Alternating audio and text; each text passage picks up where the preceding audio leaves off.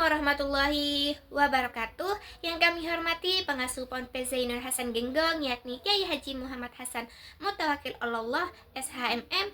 Yang kami hormati Rektor Unza, yakni Bapak Dr. Abdul Aziz MAG. Yang kami hormati Bapak Kaprodi PGMI, yakni Bapak Firdaus Ainul Yakin MPDI.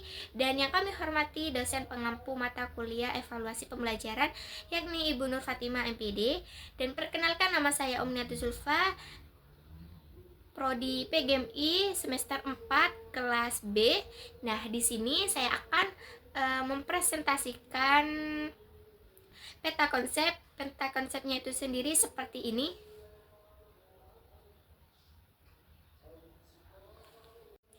Nah, pada kesempatan kali ini, saya itu akan mempresentasikan materi yang berjudul penilaian proyek.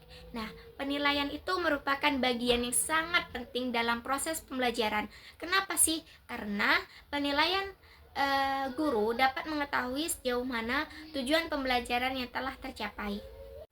Salah satu bentuk penilaian yang banyak digunakan saat ini tuh, terutama dalam kurikulum Merdeka, itu adalah penilaian proyek. Nah, melalui penilaian proyek inilah peserta didik itu tidak hanya dinilai dari hasil akhirnya saja, tetapi juga dari proses yang dilakukan selama pengerjaan tugas. Nah, oleh karena itu, saya akan membahas penilaian proyek yang mampu memberikan gambaran yang lebih lengkap mengenai kemampuan peserta didik. Nah, yang selanjutnya kami akan menjelaskan materi ini dalam beberapa bagian. Yang pertama, kita akan membahas mengenai konsep penilaian proyek. Nah, penilaian proyek ini adalah penilaian yang dilakukan melalui suatu tugas atau kegiatan yang harus diselesaikan peserta didik dalam jangka waktu tertentu. Nah, proyek tersebut itu biasanya melibatkan beberapa tahapan, mulai dari perencanaan, pelaksanaan, hingga laporan hasil. Nah, melalui penilaian proyek inilah guru itu dapat melihat bagaimana peserta didik itu bekerja, menyelesaikan masalah, bekerja sama dengan temannya atau kelompok, mengelola waktu, serta menghasilkan suatu produk atau karya. Nah, sebagai contohnya itu, guru itu memberikan tugas kepada siswa untuk membuat poster misalnya, tentang penjaga lingkungan. Nah, melalui pengamatan pertumbuhan tanaman atau membuat video kampanye hemat energi. Nah, dalam tugas tersebut lah guru itu tidak hanya menilai hasil posternya saja, tetapi juga bagaimana nih proses siswa untuk mencari informasi, menyusun rencana pekerjaan, bekerja sama, dan mempresentasikan hasilnya.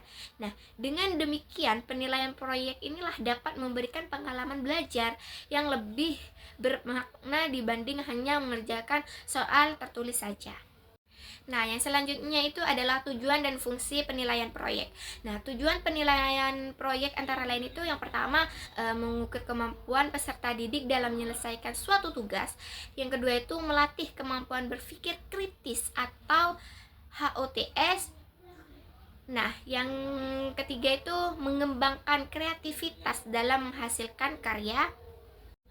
Nah, sedangkan fungsi penilaian proyek itu meliputi 4 hal. Nah, yang pertama itu fungsi diagnostik, yaitu untuk mengetahui kemampuan awal peserta didik sebelum pembelajaran berlangsung. Nah, yang kedua itu fungsi formatif, yaitu memantau perkembangan belajar selama proses pengerjaan proyek sehingga guru itu dapat memberikan bimbingan jika mereka itu terdapat kesulitan. Nah, yang ketiga itu fungsi sumatif, yaitu penilaian hasil akhir proyek sebagai bagian dari penilaian pembelajaran. Dan yang keempat itu fungsi motivasi. Nah, itu mendorong peserta didik agar lebih aktif, percaya diri, dan semangat dalam belajarnya. Nah, dengan adanya tujuan dan fungsi tersebut, penilaian proyek itu tidak hanya berfokus pada nilai, tetapi juga membantu meningkatkan kualitas proses belajar peserta didik. Nah, bagian berikutnya adalah prinsip dan karakteristik. Nah, dalam pelaksanaannya, penilaian proyek itu harus memenuhi beberapa prinsip.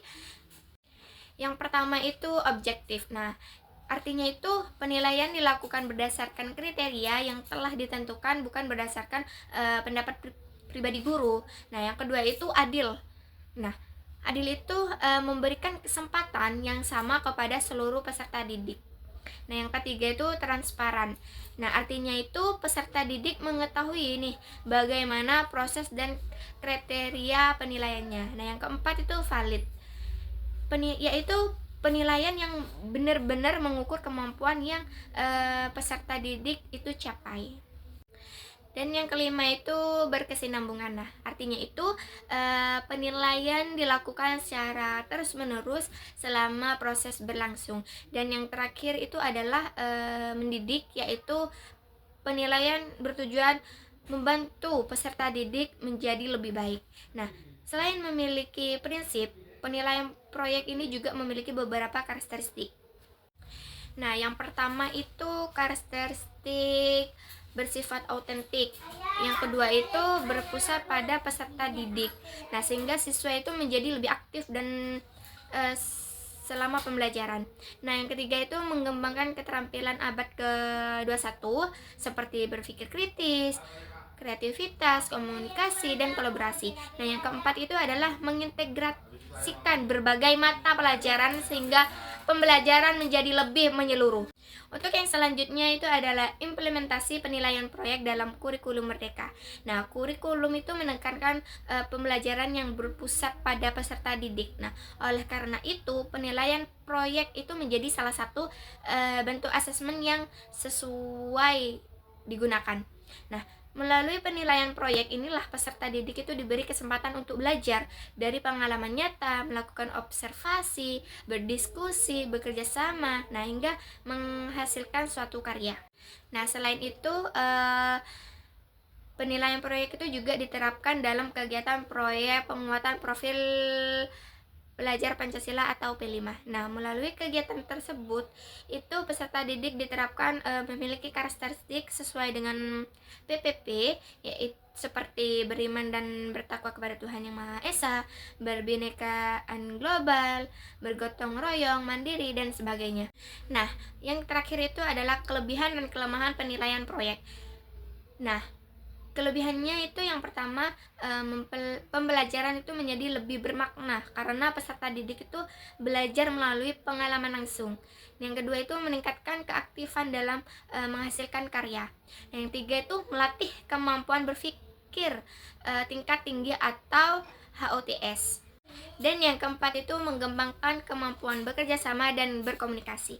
Nah, yang kelima itu menghubungkan teori yang dipelajari dengan praktik dalam kehidupan sehari-hari. Nah, yang terakhir itu membantu peserta didik menjadi lebih mandiri dan bertanggung jawab. Nah, namun demikian penilaian proyek itu juga memiliki beberapa kelemahan. Seperti membutuhkan waktu yang relatif lebih lama, guru itu harus menyiapkan perencanaan yang matang, penilaian menjadi itu lebih konteks karena harus menilai proses dan hasil. Nah, kadang juga membutuhkan biaya, alat, atau sarana tertentu. Demikian presentasi dari saya. Jika ada salah, mohon maaf dan terima kasih. Saya pamit undur diri. Wallahul muwaffiq ila aqwamit thoriq. Wassalamualaikum warahmatullahi wabarakatuh.